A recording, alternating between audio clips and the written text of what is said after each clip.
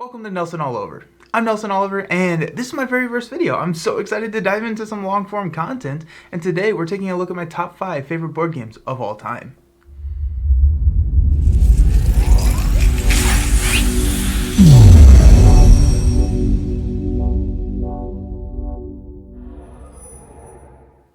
So this video is set up to talk through some of my favorite games, why I like them, what I look for in some of these games, to help get a general idea of what some of my gaming tastes are. This list consistently changes. Whenever I write down my top 5 games, it probably will be different than the previous time I wrote down my list, and so this will be a living, breathing list. These are some of the games that always consistently hit that list, so if this list changes, I will let you all know, but right now, these are my top 5. Let's dive into it. In number 5, we have Underwater Cities, designed by Vladimir Suchy and published by Rio Grande Games.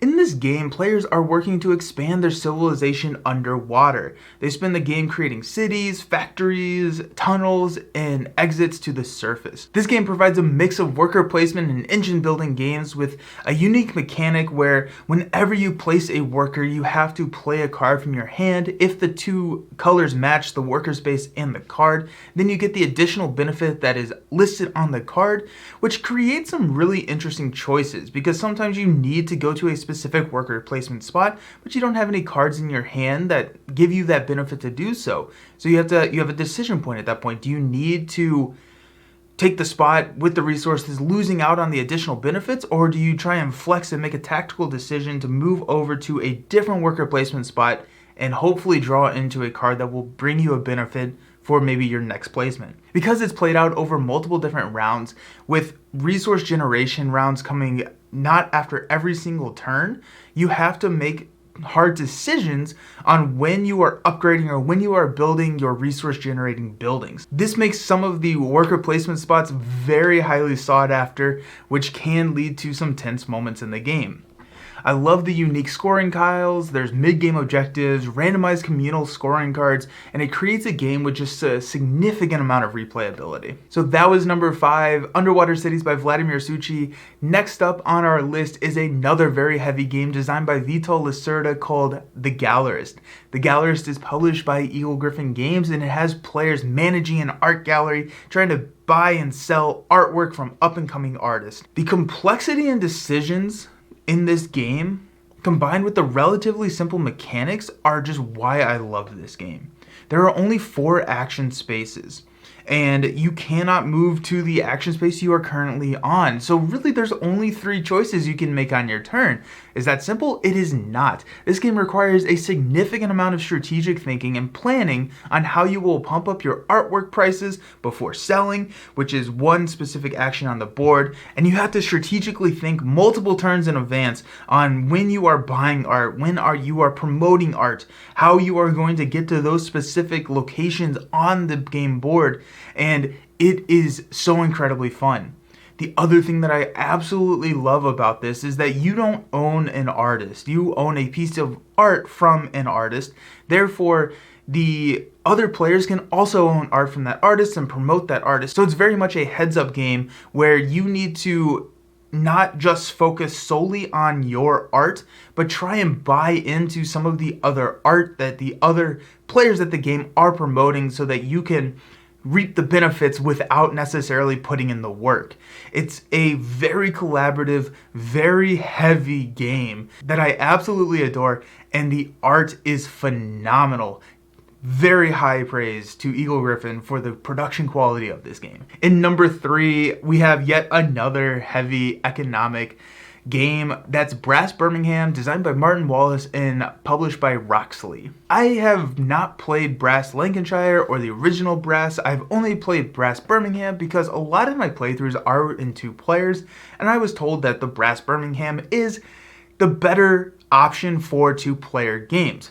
But they all kind of have the same idea. So in the Brass series, players are competing entrepreneurs working to drive industry through the canal era and into the rail era. They will do this by playing industry tiles that will supply the board with needed resources as well as commodities that need to be sold in order to turn a profit and victory points.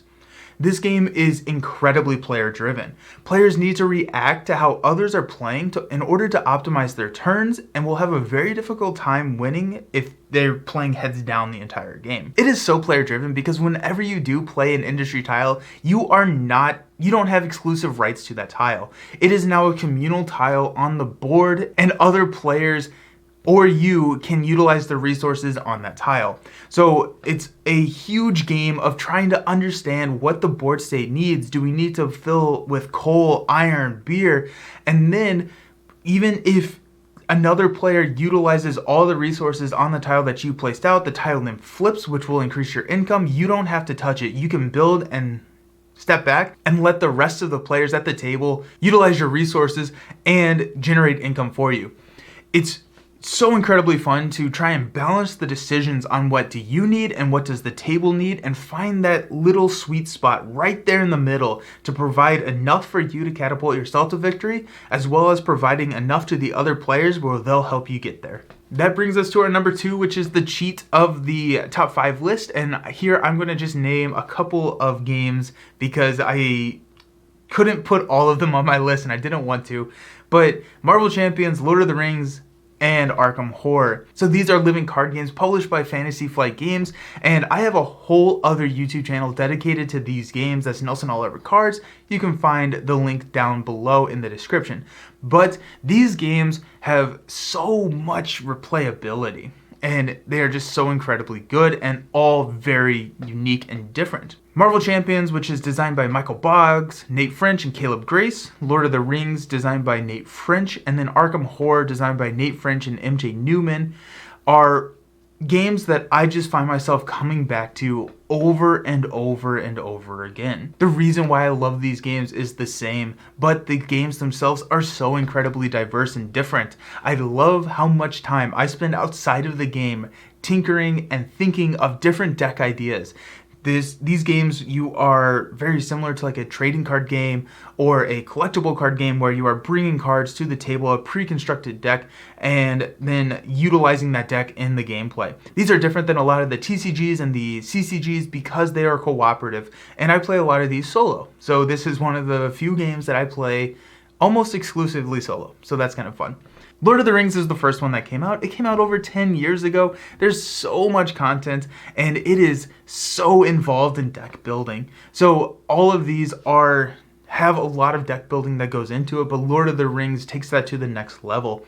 There are no cards that are set for you. You have to build a 50 card deck from scratch and figure out exactly how to take on the next encounter. The game is very complex. It is very hard. Every single scenario makes you feel like you need to build a deck specifically to take that out, which some people do not enjoy. However, I love it. Also, the theme is beautiful. Arkham Horror is the one that came next. It has been out for about 6 years now, so a ton of content for that. And this one is so much more story driven. So Arkham Horror is set up in these cycles where you will be taking one investigator through multiple different stories, and the decisions in game 1 will affect the outcome of game 7. The interwoven storyline in this game is absolutely incredible. The other thing that I love about Arkham Horror is that based on how well you do in each scenario, you get experience so that you can then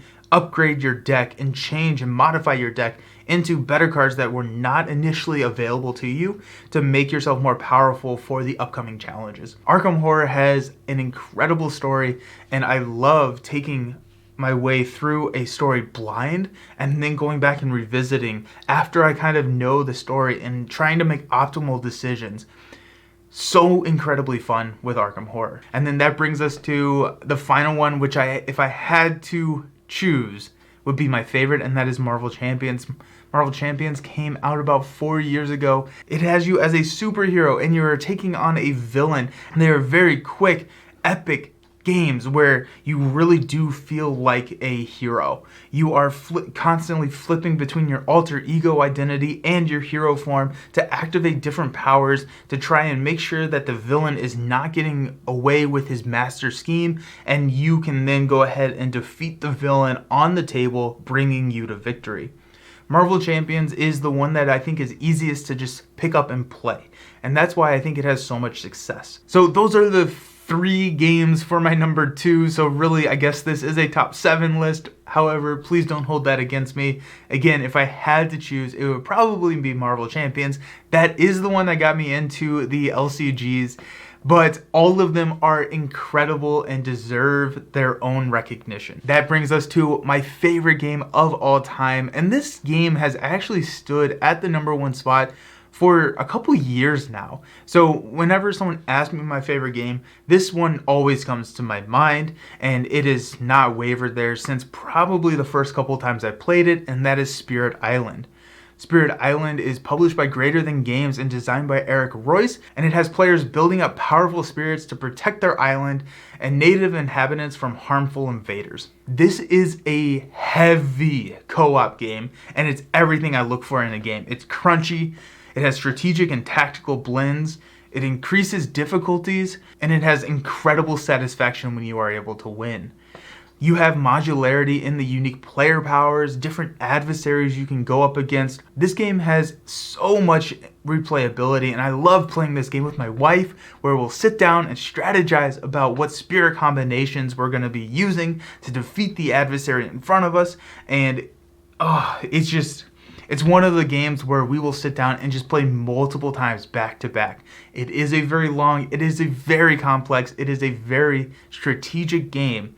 But the ability to have all of these pieces working together makes you feel like you are sitting at a table, and as you play more and more with the same group, your teammates and you just form this kind of like way to work with each other, and it's so incredibly fun. I highly recommend Spirit Island if you are into cooperative or heavy cooperative games. If you have not tried it yet, please go do yourself a favor and try Spirit Island. So there you have it, my current top 5 favorite games. Again, this is a list that is in constant flex, so when it gets updated, I will be sure to let you know. What are your favorite games? Any on my list that share a spot with yours? Please let me know down in the comments. I want to hear what you like to play. If you enjoyed this content, please subscribe to the channel to see more. We're going to be doing videos every week talking about games, doing interviews with people in the industry. I'm so very excited. I'm happy to have you all here. Until next time, may the dice be ever in your favor. Go have some fun gaming. Peace.